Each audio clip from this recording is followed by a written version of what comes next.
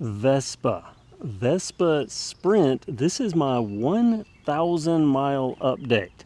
In less than 2 months, I've put 1,000 miles on this. Well, technically 983, but close enough to consider it 1,000 miles, which is the full run-in point per the instructions. Supposed to gingerly ride it up to 600. After the 600 service, you can taper it up till you get to 1,000, and that's full throttle, full fun. So I thought it would be a good time to give you my 1,000 mile update, let you know what I like about this bike, if there are any gripes that I have about this bike, and fill you in on a few details that I didn't give you last time. Stuff that I just didn't know, like this new engine, how is it compared to the other modern Vespas I've ridden or owned. Now, I'm not going to go over everything feature by feature again. I've already done that. I have a feature video, the very first video I made on this. I'll link that down in the description so you can catch up there and then come back here. But you will need the basics if you don't watch any of the other videos. This is a Vespa, an Italian scooter.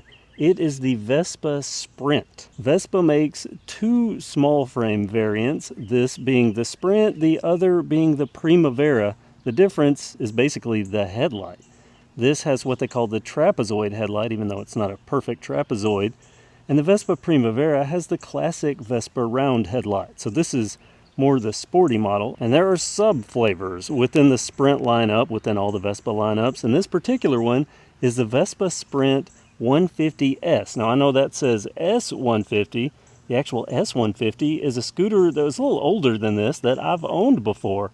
One of my favorite scooters, but this is the 150S, and the S stands for sport.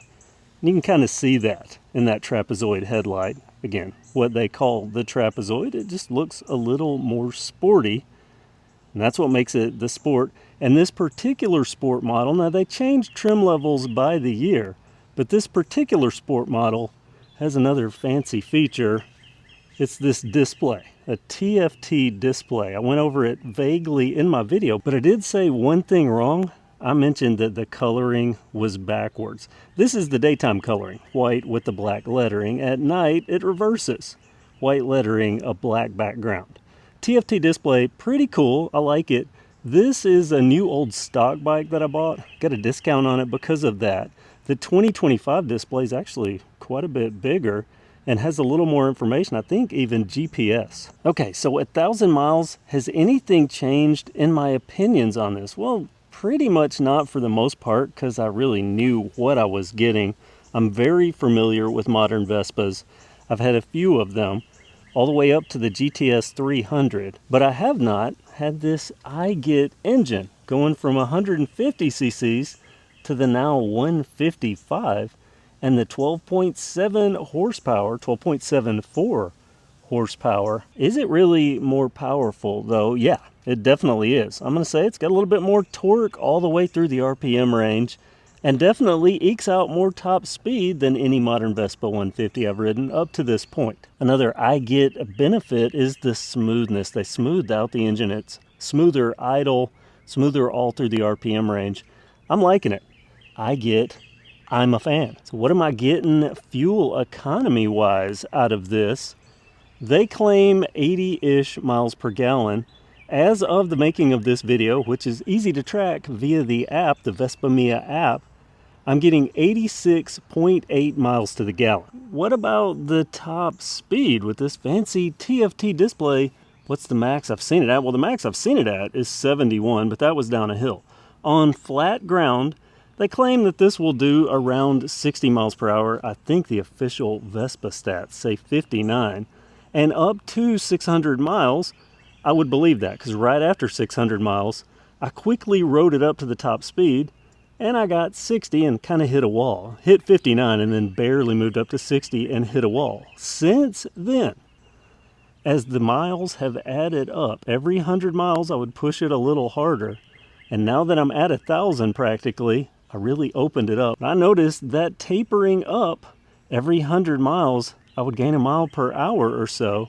And as of now, the time that I'm making this video, the top speed on this thing on flat ground, I'm going to edit this in because not only can I tell you the top speed that I've reached, but I can show you, because not only do I know the areas where I go that are flat, but the app tracks all that.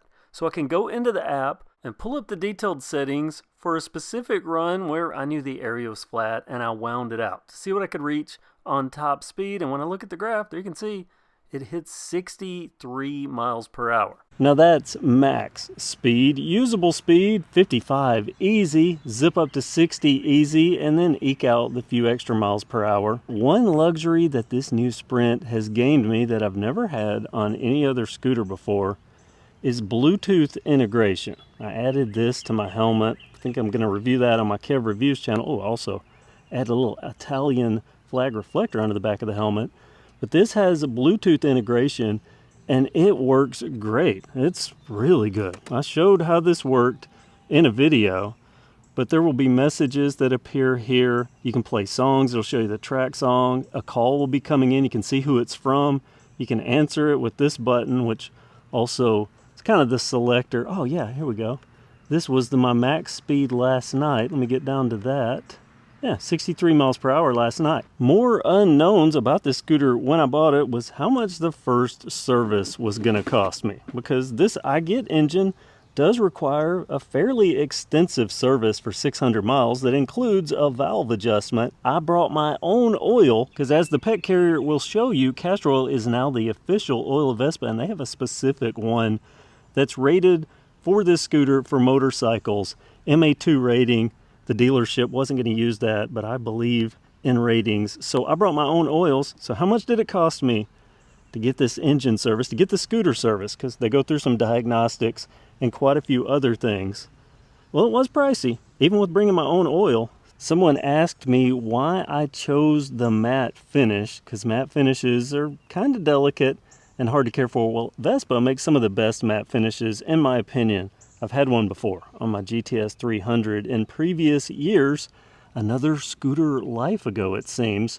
But this matte finish, I've been cleaning it with Hybrid V7, Chemical Guys Hybrid V7, and look at that. Still looks gorgeous. And by the way, they make a matte specific cleaner, but it was streaking, and so I went back with the V7, and I think it actually makes this look a little cooler because it's not completely, well, it's still matte, but it just looks better. I'll show you side by side in another video, but yeah, this matte finish, which Vespa calls Grigio Travolgente Matte. Travolgente means overwhelming, but this is subtle, not overwhelming, but it also wasn't my first choice. The scooter that I actually purchased was the matte black version of this. Even put a deposit down on it. Then the dealer called me and said, uh-oh, we sold that one a couple of months ago, but I do have the gray, which was my second choice, but now that I've had it, I've had a matte black Vespa, I'm glad I purchased this. I really like this Grigio Travolgente Matte. It's pretty funny. Italian sounding until you get to the matte. They didn't even spell it fancy. It's just M-A-T-T. But it's pretty. It's a good finish. Now the little trim graphics, take it or leave it. I think they look okay. Not my favorites of all the Vespa trim schemes that I've seen over the years, but I like this better than I like the way they're doing the angular stripes right now on the fenders. So yeah, I like the finish. I like, of course, the body work, the lines, the Italian fancy lines. True Vespa stuff. I've talked about the engine extra power versus the 150s. I'm used to the miles per gallon, the top speed, sort of my likes so far. Are there any gripes that I have about this scooter? Well, there are a few little small things, nothing major, but nothing is perfect. One main gripe is this headlight. Looks cool, love the shape. I even like the way that it's divided up, but it's actually that divider, and I'll show you it lit up here.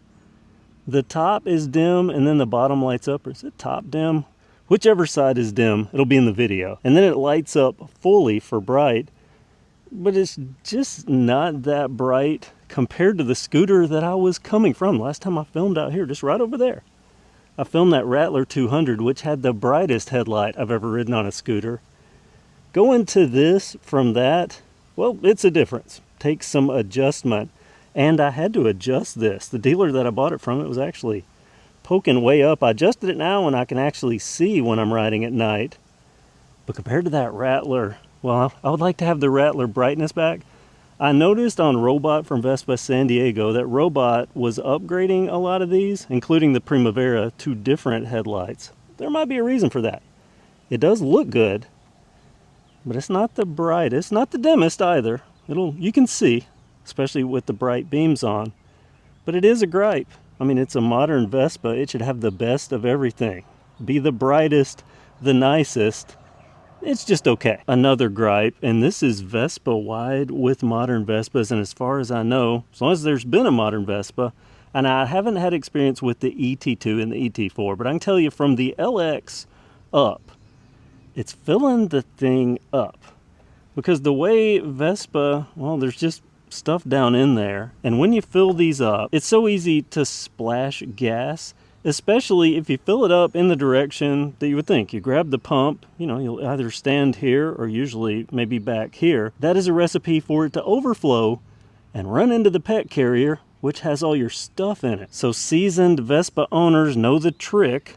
You do this with your pet carrier. That way, if it does run over, it'll run down in there and not in all your stuff, especially these new ones that have the cloth padding down here. But also, there is an angle that you really have to go with, and you just learn this from being a Vespa owner. You want to have the pump handle this way. It's very awkward, the hose coming in this way, and you want it to be going in because you can kind of see this tank sits at an angle, or at least the spout does. And if you go at it this way and have this offset, well, my experience has been that it doesn't overrun and backsplash. It will if you don't do this angle and have it this way. But just in case, you'll probably want to still use the standoff. So this is an ongoing gripe with Vespa. Every modern Vespa I've been around and have experience with has had the overflow splash. If you don't do it just right and take those precautions. Another gripe that I have is with the glove box, but this is all modern Vespas. There's just not a lot of room. I mean, it's a cubby hole here, but there's nothing over here. But it's only a gripe. I mean, having something is better than nothing, especially being able to charge your phone with it covered. But the reason this is a gripe for me is because that S150 Vespa that I had was the only one that didn't have a glove box, and I think that just looked cleaner. The lines looked cleaner. There was extra space to put your foot here. Even these strips continued up. I really wish they had a modern variant of this Sprint without the glove box you could buy. Because, well, it's nice having something. But I really liked the little cup holder thing it had here, and there was a little extra space over here. They moved all the fuse block stuff onto the right one on that S150, but I guess because there's more stuff now on a Vespa, at least with Bluetooth, because the 946 doesn't have a glove box, but it also doesn't have Bluetooth and all the fancy tech to go with everything. Well, at least it doesn't have the 150S tech to go with everything. So yeah, minor gripe. It's still okay. It's nice to have. But boy, I really did like that S150 no glove box look. And the ability to put my feet up, because I'm constantly hitting my toe on this when I move my feet up. Usually I'm flat footing here, but then you'll just shift around. Well, that S150, there's plenty of foot room. This, you're gonna bump. Not. So just a little subtle gripe. Now this isn't Vespa's fault, it's just the way things are in the US. You have to have these pods here because there are regulations on width and I think maybe even height. I'm not sure on the height, but I know width-wise. And you'll notice that these, the factory ones, which are the turn signals everywhere else, well, they don't sit out just quite as much as these. But there's no factory light or even the wiring as far as I know for these. That's all dedicated to these. So they're pointless other than just these little running lights here. It would be cool if they worked, but it's not the front that bothers me. Have the same turn signals here, but you also have what would be running lights here, but no, there's nothing in there. They just kind of sit there. The tail light is the running light, and that seems like a waste. I mean, I get the turn signal thing, and that's fine, but why not make these running lights rather than just nothings, just placeholders? It seems a little odd. And those are really my only gripes with this modern Vespa. I mean, overall, this thing gets a strong A. I am so happy that I purchased this This is, I believe, the best little 150cc class scooter that I have ever owned. And I would say that it's my favorite, but I love that little S150 so much. Well, didn't love it so much because I traded it in on a GTS 300. And I mean, that 300's hard to beat. Now they're 310. But money-wise, they cost so much now. They didn't at the time I bought that one. But now they're so expensive that this is all I can afford Vespa-wise. But it's also all I really need. Yeah, I'm thrilled with this purchase, with this Sprint model. I'm so glad I went with the Sprint because I did dabble with the idea of a Primavera. They had an orange one and, you know, KevCentral and orange. But no, this is a really, really good scooter, and it's going to stay just like it is. The only modification I've made is right over here on the glove box. This is a St. Christopher sticker from Scooter Mercado in Atlanta. And I actually had this blessed by a Catholic abbot. The only thing I've been considering changing is the exhaust, just because I would like a modern, throatier sound to this thing. This is so quiet, I've kind of gotten used to that, not waking the neighbors up when I leave. And the look is sort of growing on me. So this is probably going to stay too, at least during the warranty period, which is 2 years. Have I had any problems? Absolutely zero. This little Vespa has been running flawlessly, and I expect that it's going to run flawlessly for tens of thousands of more miles. I mean, literally, I expect that out of a Vespa. You're paying premium to get a Vespa, and I think this one's going to do it. Seems like it's built to go and built to last, and I hope so. But that's my 1,000 mile review. I'll follow up when I get more miles on this, or if there are any outstanding things that come up, good or bad, I'll let you know. Comment below with what you think. Would you buy a Vespa? Do you own a Vespa? Have you owned a Vespa? And what do you think about these modern ones? Are you a vintage Vespa person? Sprint 150S. Comment below with your thoughts and your opinions. Thanks for watching, and have a great day.